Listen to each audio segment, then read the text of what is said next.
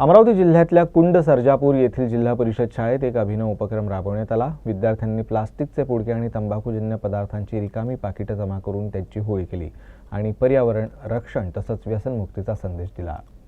शासनातर्फे पर्यावरण रक्षणासाठी विविध मोहिमा राबवण्यात येतात।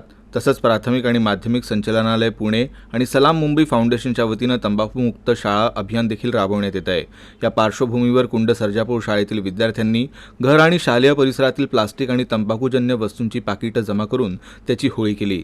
त्यांच्या या अभिनव उपक्रमानं प्लास्टिक आणि व्यसनमुक्तीचा संदेश शाळेपुरता मर्यादित न राहता घराघरात पोहोचला आहे, अशी प्रतिक्रिया पालकांनी दिली आहे।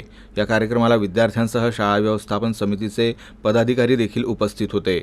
वृक्षपूजनानं कार्यक्रमाची सुरुवात झाली होती। प्लास्टिक आणि तंबाखूजन्य वस्तूंची पाकिटं गोळा करून त्याची होळी पेटवण्याचा हा उपक्रम दरवर्षी इथं राबवण्यात येतो। या उपक्रमात विद्यार्थ्यांनी मोठ्या उत्साहानं सहभाग घेतला आणि होळी देखील साजरी केली।